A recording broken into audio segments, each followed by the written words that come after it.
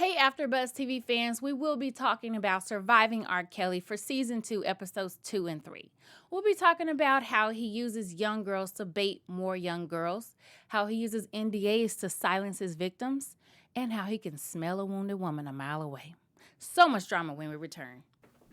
I'm Maria Menounos, and you're tuned in to AfterBuzz TV, the ESPN of TV talk. Now, let the buzz begin. Woo! Hey guys, oh my gosh, we are actually on Season 2, Surviving R. Kelly, and we have so much to cover because we are actually covering Episodes 2 and 3 today. And I am your host. My name is Angel Taylor, and I have this awesome entertainment writer here next to me, Mr. Kenneth Ware. How you doing, Kenneth? I'm doing well. Could be better, the topic that we're discussing, but glad to be here with you to talk about it, to make sure that these victims are heard. Yes, absolutely. So what were your overall thoughts about Episodes 2 and 3? Overall, it just felt like Groundhog Day. Yeah. Like we're rehashing the same things, the stories that have been told for decades. Mm-hmm. Like these are well-documented allegations and just so many NDAs and just so many things that are happening, and it's very exhausting. However, when I hear those women speak, it's very empowering to know that they're ready to speak their mind, Mm-hmm. and that we just have to listen to them. So it's a lot of mixed emotions with this documentary. I feel the same way. My overall thoughts were, it's like finally, like we're actually getting a voice and they're not afraid to use their voice. And one of them said that we've been talking the whole time. We're just finally getting a frequency. Like the world is opening up to hear us. And so I felt like this is the platform. Sad to say, it's at the expense of so many different women and how they're handling with this type of trauma. Like for the rest of their lives, they're going to be known as R. Kelly victims. So at their expense, but it's still, they get to stand on a platform and help out other women who are in the same position. Maybe with a celebrity, maybe with a family member, but at least they know that they're not alone. And that's what's important. Yes, definitely. And I mean, we have just so many juicy things to talk about, from the NDAs, just the way that he was baiting young girls. I mean, there's just so many layers to this story, weaved in between his music and everything. I so know. it's just so many different things that we have to, touch base on. So let's jump right into it. You kicked it off for us. Let's talk about how he used young women to bait other young women. That opens up with his first victim, Tiffany Hawkins. Tell me what you thought about her testimony and how she gave great detail of how she used, well, first of all, she got her friends from school, which were also 14 and 15 at the time, to come to R. Kelly's apartment. Right. And she ended up experiencing something on an adult level where she's actually sending young girls to have sex with R. Kelly. And she was like, well, as long as it's not me. And then it ended up being her. And then she turns into his sex slave. How did that resonate with you on watching a young, to me, when I was watching her, she was a child. Yes. She was a grown woman, but she was speaking from the voice and the perspective of a child. How did that make you feel? I was very disgusted. Yeah. I'm a big brother.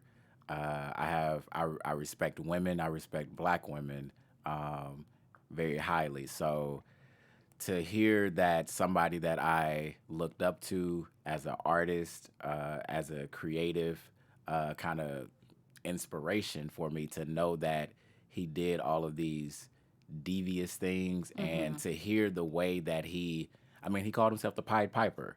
And like they said, what does that last mean season, exactly? I always wonder what that meant. What does Pied Piper mean? So there's an old fable tale that this guy, the Pied Piper, he would play like the flute, and then the children would follow. So oh my God. yeah, that so just came full circle for me just now. Full circle. Wow. And while we're all crunk off the Pied Piper in his music, but that, I mean, it's like over the decades, R. Kelly has been telling us what he's been doing. Yes. And we're just so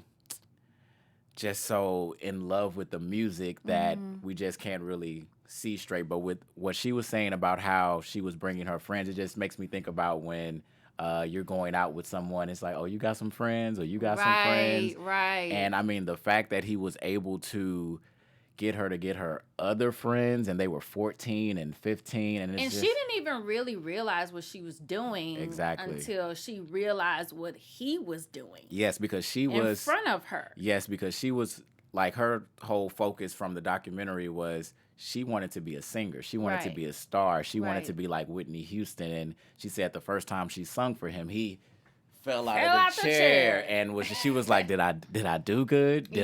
Was it okay? Always seeking validation. And that's why she was able to get so many people to kind of chime in, because there was this promise of stardom, right? And so I can imagine if she felt like she would gain stardom from being connected with him, the other girls were feeling like they will gain some type of recognition for being in his world, in his circle.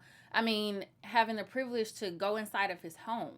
Yes. So I can imagine them just having a field day at school, talking about their encounters with R. Kelly, maybe leaving out the terrible detail. Yes, and just knowing that even as a child, these are high school students, and I go back to my high school years, and if there was a celebrity and my friend said, hey, come over here to this address, so-and-so is here. We're going. If we're going to go, I'm going to make sure that if it's something my mom might not approve, that, okay, well, I'm just going to say I'm at this friend's house so that I can go over here. But R. Kelly, he just did not have good intentions for those girls, young girls. And it just makes you like, what? You're having a party with these 14 and 15-year-old girls. And not only that, there are other people that are involved and that see what is happening. His accomplices, yes, his manager. Right. And Angela Yee,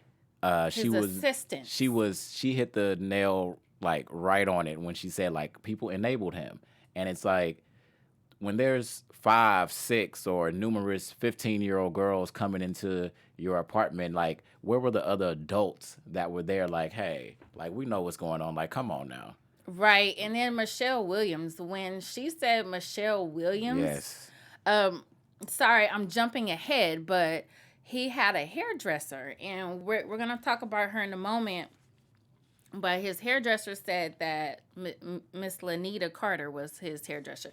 Yes. She was age 24 when she was doing his hair, and she saw Michelle Williams at the studio, and Michelle stopped her, and she was like, how old are you?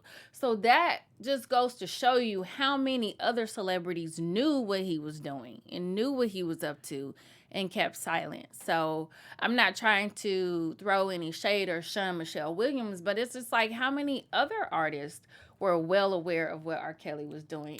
It's crazy. It was definitely public knowledge, and I think it's safe to say that almost everybody knew about it, because it became a running joke, kind of like when men go to prison, and it's kind of like, oh, don't drop the soap, and it's kind of like you laugh with it, but you're talking about men that are being abused. Raped, right? And the same thing when everybody knew R. Kelly married Aaliyah. It was the wedding certificate was published in Vibe magazine. Right. We saw that. It was real. People in the industry knew that.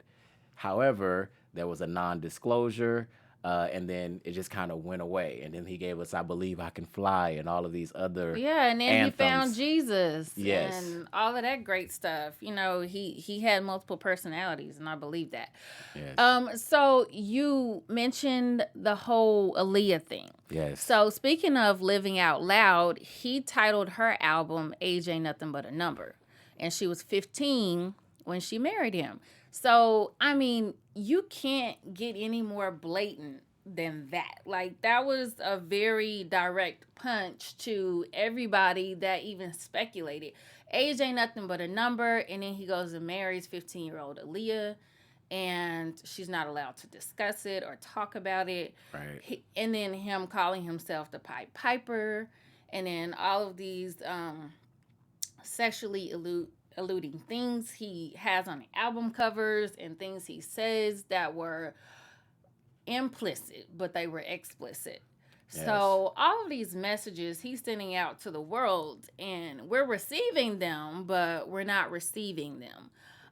What is your take on why we didn't do anything then? Like, why are we just now mute R. Kelly? I think it was more we received the messages. Most people received the messages, but they blocked them because they were listening to the music as well. So kind of hard to some people to separate the musician from the pedophile. Like, oh no, well, I still like 12 Play, or I like TP2.com. That's my album. Or I Believe I Can Fly on Space Jam. Like, Chocolate he ain't do that. Factory. Or them girls were fast, and all of that stuff. But I think going back to Aaliyah, rest in peace to baby girl. Yeah. But even hindsight is 2020. When you go back and look at the album cover, like, he is just in the background. He's kind of in the lurking like a predator. That freaked me out. Like, once I heard it and I saw it, I'm like, bruh. And the like, lyrics. You didn't even try to, like, he's so out with it. Yes, and he's arrogant like his that. music, it was disguised in the music, and even in those lyrics. Age ain't nothing but a number. Going down ain't nothing but a thing. Why do you have this 15-year-old girl going singing where? these lyrics? You going down? It ain't nothing but a thing. Like, I mean, just looking back on it, it's very disturbing, and that was kind of the first time where he actually could have been stopped, but because of the non-disclosure agreement, and he was able to continue his career. That definitely empowered him, because it's like, oh, y'all can't stop me. Exactly. It just perpetuated that type of sexual abuse. And speaking of perpetuating sexual abuse, let's talk about Susan Loggins. She was the mastermind of his silent settlements. And it's like, somebody stop her. I mean, that is crazy how she would take these victims and make them sign their life away. So basically, you're making a deal with the devil by saying, okay, well, if I give you X amount of money, which to me wasn't anything, $250,000. Oh my gosh, you'll be done with that in a year and a half. I mean, especially for someone who's not used to having money, your $250 is gone in a year and a half.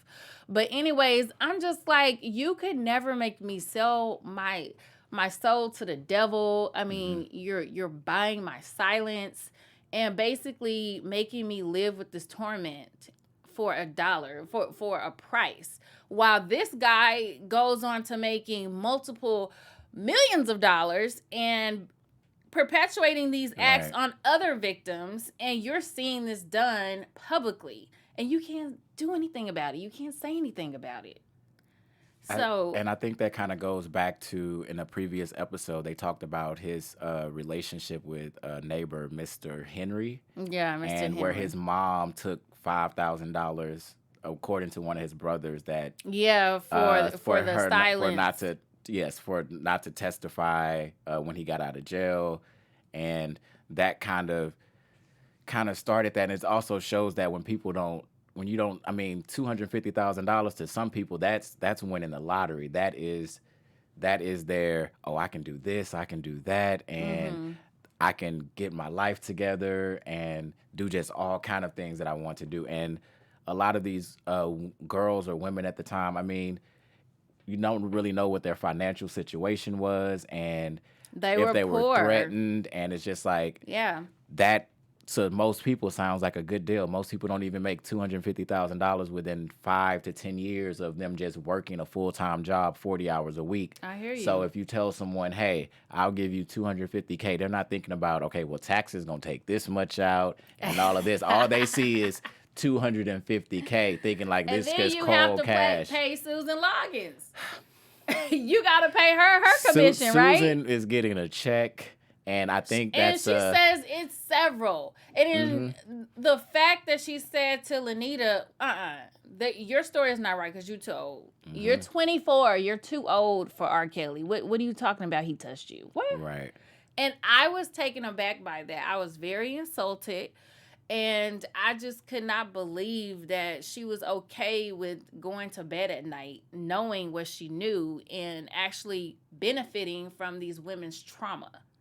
And and a lot Horrible person, by the way. Let me go on record saying she's a horrible person. and a lot of people have benefited over the years, which is why we just can't. It's R. Kelly, and then there's just so many people, as Angela Yee said, that have enabled him. Whether it's people in the industry from his record label that wanted to make sure that, okay, well, let's make sure we keep this quiet, so let's give them some money so that we can still put out this next single, because it's gonna be a number one single. We want to step in the name of love.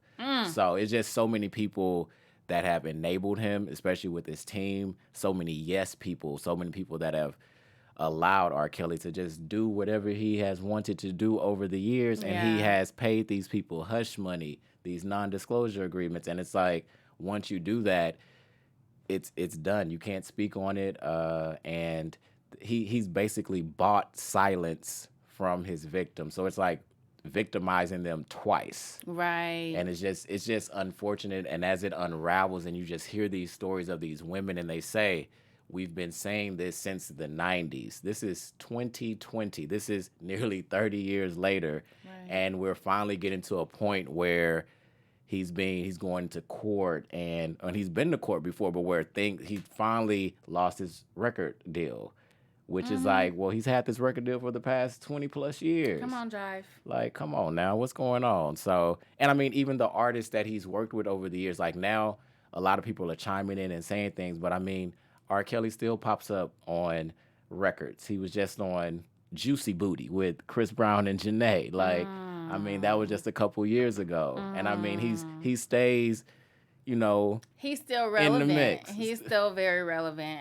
Before we get into our next heavy topic, I believe Kenneth has something to share with you viewers. Yes. We just wanted to thank you for making us the ESPN of TV talk. Now, for us to continue to grow, we definitely need your help. Make sure you click subscribe on YouTube. And if you're listening on iTunes, give us a rating of 5 stars. We love those comments. Keep them coming. Keep them coming. Absolutely, Kenan. Thank you so much for that. I wanted to touch on this family situation. And Okay. I mean, talk about enabling. He was expecting his younger brother, Carey, to enable him by taking the fall for the 14-year-old sex P-tape. So, as Jocelyn likes to call it, P-tape. So I just wanted to ask you, how did you feel knowing that R. Kelly was willing to throw his own brother under the bus, asking him to take the rap for him instead of the actual perpetrator himself, throwing it off on his brother like, hey, take this from me and I'll get you a car and I'll get you $50K and I'll get you a record deal. And it's like, bruh, like, are you kidding me right now?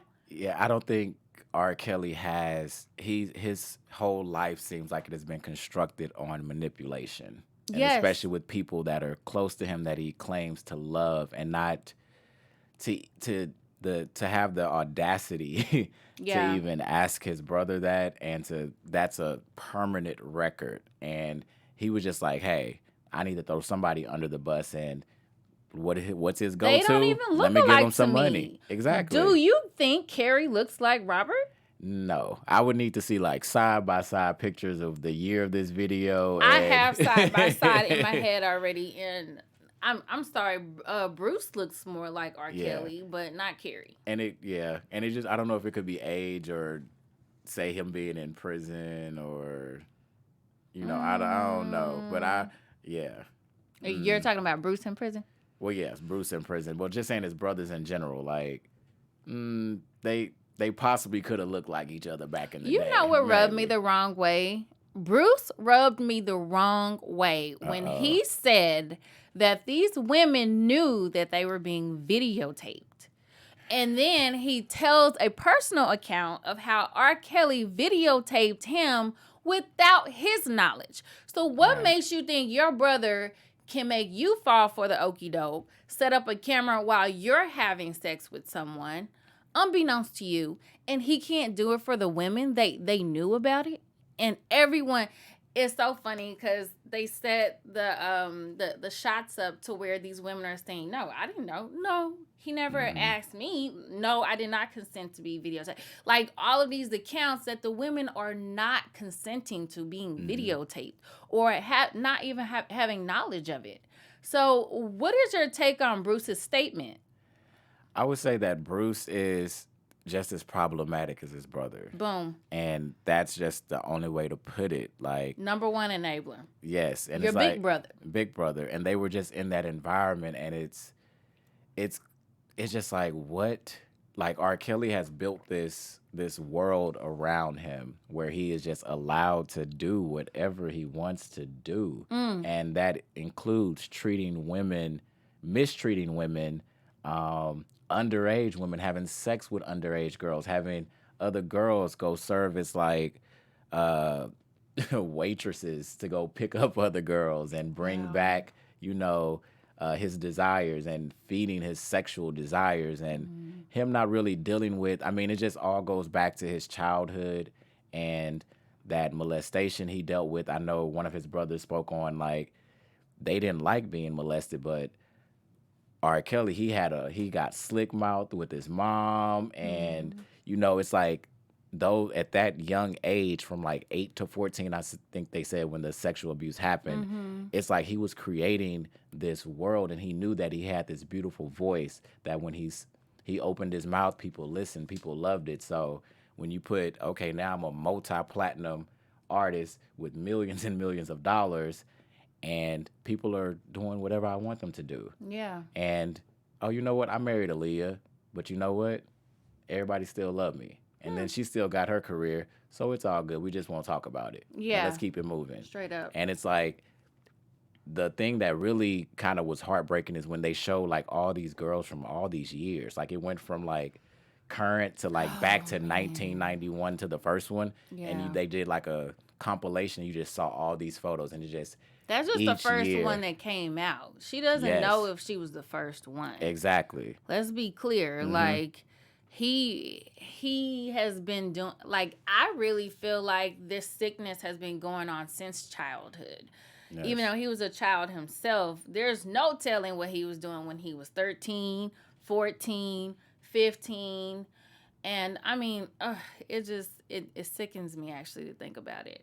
It's very heartbreaking to also just know that we all failed all of these women, all the adults, all the record labels, just everybody. And it just goes back to when he married Aaliyah in the early 90s. Like, that was concrete, that was solid. We knew that happened. We knew that R. Kelly had a problem. However, what do we do about it? Everybody joked about it. Like, it was common knowledge that was joked about on the radio, on television.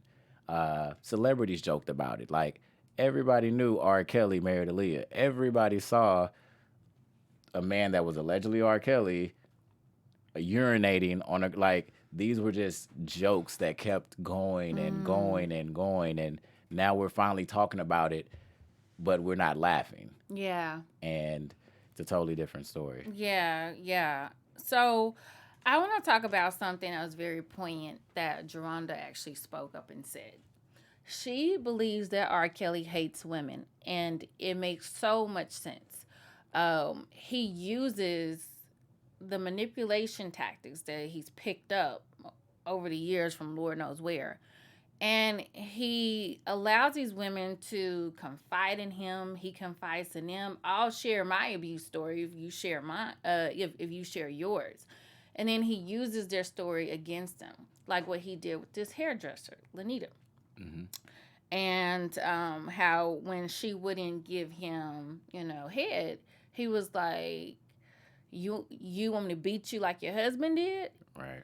And then she's crying, go fix your face, and then she goes to the restroom. And I think, like, I'm actually going into my most shocking moment where she wasn't even aware he ejaculated on her face and his semen had her eyes closed. Like, she couldn't even open her eyes. I was trying to imagine, like, oh my God. I can't I can't even go That there was right that was now. definitely a That was shocking one of those moment. moments that took my breath away, and I needed to pause and get myself together and then finish the recording. I was just like, this happened. This really happened. And it's a thing that you hear about a lot more with women, especially with these recent allegations in the Me Too movement and Time's Up, about where a guy would just pull out his penis and start masturbating and would like, wait, people like really do that? Like, that happens? Actually, living here in LA, coming from Dallas, Texas, I've seen it all. I've literally seen a man take out his penis and not only just pee at the bus stop in public, but jack off while looking at me at the bus stop. So I'm like in a whole car and I'm at a red light and I'm like, okay, this is not happening. Like, so mental illness is real. Right. Especially here in LA. This is where it just kind of manifests. Yeah. But man, that was definitely shocking. And I mean, that kind of goes to one of my shocking moments was with Dame Dash. He was very vocal about his disdain for R. Kelly and how Aaliyah was open about her relationship with R. Kelly, and you know, Right. she was a good-hearted person and a Right. good soul, and just was like, you know what, no hard feelings or anything against this man, but I don't want him around him, keep him away from me. right. And the most shocking thing for me was, well, there were the time period of their relationship, and then you go look at the Fiesta video, the remix video with R. Kelly featuring Jay-Z, and there you have Dame Dash popping bottles, and this is in 2001. After the incident. Way after the incident. Way after the incident with Aaliyah. Right. And So Damon Dash said he even needed therapy for what he knew about what R. Kelly did to Aaliyah. He said he was in therapy for it. So that to yeah. me, that was shocking, just to know that, okay, you've harbored all these feelings, these ill feelings toward this man. However, in 2001, you're popping bottles with Jay-Z in the Fiesta remix video, one of R. Kelly's, top songs. And so where was that same energy, that you spoke of? And that just really just shows us that how people enabled him. Because it's Yeah. like, when he initially married Aaliyah, and it was like, oh no, like, why nobody's gonna talk about this? Like, we're having a whole meeting about his next album, but we're not gonna discuss he married a teenager. Okay, that's what's going on here. Like, the fact that nobody spoke up, and then like you have people that are speaking up now, but it's like, what were you doing back then? It's like, oh damn, you were popping bottles in the Fiesta remix video. So it's just very unfortunate. So you think he's a hypocrite I would and not very sincere in his true feelings for R. Kelly. I wouldn't say that he's a hypocrite. He definitely feels. I He's feel like he I feels hate that you, way. but I support you so much that I'm going to appear And in it's your like, video. yeah, and it's like, I don't know what it would be nice to know what were the circumstances behind because his appearance. that was the time when every video from Big Pimpin' and every other video with Jay-Z, Dame Dash was there shirtless with the bottles. It became just a thing. Yeah. However, it's just like, you knew what song this was. And at the Right. time you were dating Aaliyah. So was it a thing like, okay, well, I'm going to go shoot this video and be in this video because it's going to probably be a top single, more like business. And you it seems think like he wanted the notoriety of, just having that appearance in the video. It could be. It was a thing like where back then Dame Dash was kind of like the Diddy with Bad Boy, like all up in the videos and OMG. everything. So like Dame Dash, like it was just known that usually if it's a Jay-Z video, Dame Dash going to be right next to him with Right. the girls and popping bottles. So let's talk about R. Kelly's hate for women. I wanted Okay. to backpedal on that. Let's talk about the history and how that informs us of how he may really feel about women. He said, Geronda said that he opened up to her and said that his mother did not protect him. And I can only think that by that, she was maybe talking about the sister sexually abusing R. Kelly. and Mr. Henry taking the hush money from Mr. Henry. Mm-hmm. So all of this is informing us as to why or how he could have turned into the monster that he is today. So what are your feelings about him hating women? I would say that's just so complicated. That is a complicated relationship because R. Kelly has like these seems like dual personalities, which is definitely expressed in his music, where he can speak so like the song Sadie, where he talks about the love for his mother, where he can just Or really that song, I love the word woman. yes, He lifts us up. yes. And that's why that is my song. I think that's from Chocolate Factory album. It is, like, it okay, is, yes, uh-huh. I, That's my album. That's exactly. See, that's Sorry, guys. I just had a moment, but mute R. Kelly. But no, definitely like that is like he has these dual personalities, and it's just kind of like a Dr. Jekyll and Hyde. Like, just really, he can speak so beautifully about a woman, and then he can talk about how he's pained a woman. Then he can go sing about his love for Jesus and for God, and it just really takes me back to that TP2.com album, where I mean it was just sexually explicit from beginning to feeling on your booty. Then after that, it's the storm is over now. Yeah. And it's just like when you just go back and revisit his music and listen to those lyrics, it's just like, wow, things are like, he was really expressing himself, like his duality. Exactly. Yeah. So, guys, let's get into news and gossip with Mr. Kenneth Ware. Yes. We are going to get into news and gossip. All right. So, according to TMZ, now we had a fight on Instagram Live. Yes. Last week, honey. Last week. And this is like the never ending story. Like when there was the Gayle King interview and he blew up, you were just like watching it like, what, in disbelief. Now the same two women who were supporting him, they're fighting on Instagram Live. Miss Jocelyn, her mugshot, we might have that mugshot. Right there. She had that fight with Ezra Clay. Now, Miss Clay claimed on the Instagram Live that Jocelyn had sex with her while she was still a minor. Underage, yes. And as soon as she said that, Jocelyn just let loose. So it's just actually Joycelyn. Joycelyn. Yes, Joycelyn. So that is according to TMZ. This happened in the Trump Tower in downtown Chicago in R. Kelly's apartment. Yes. I thought Did you see the fight? I saw a snippet of the live, and I definitely thought she was moving out. So, yeah. And then Joycelyn is calling Azriel evil.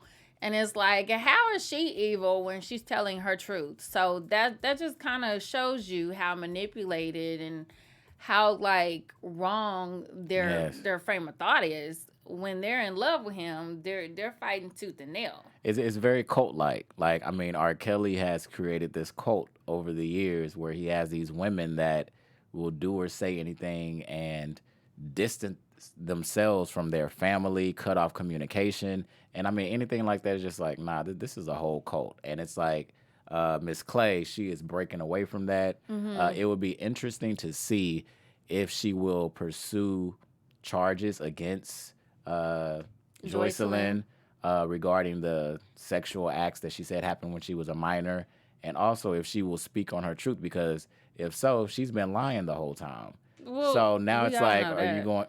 Yeah. So that's kind of that's a part of the R. Kelly package. It is. When you sign up for the deluxe package, probably comes with the STD. Oh yes, as well. honey. But when you sign up for that R. Kelly package, you can't necessarily get rid of. You get an album. You're gonna get some love songs, and according to the victims, you're gonna get a room in his apartment, penthouse, home.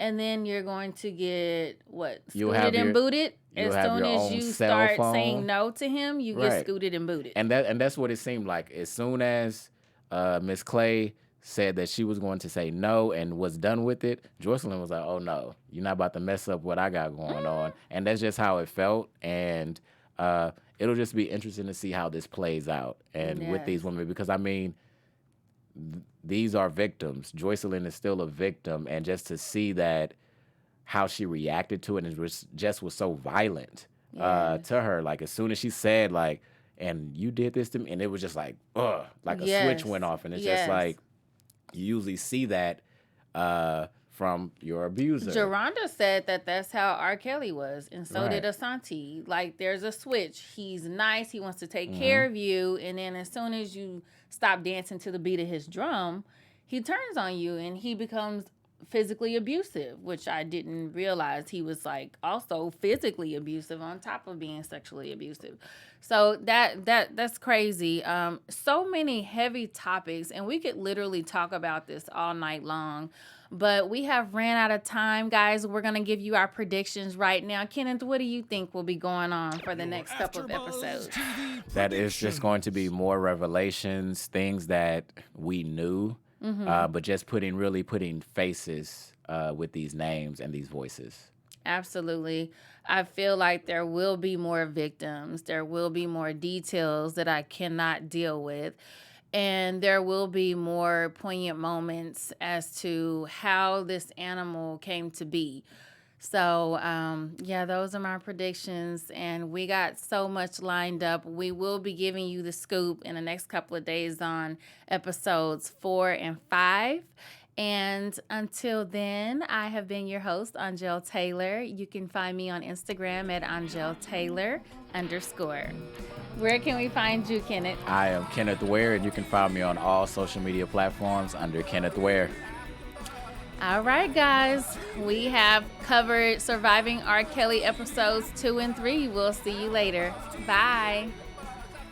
Our founder, Kevin Undergaro, and me, Maria Menounos, would like to thank you for tuning in to AfterBuzz TV.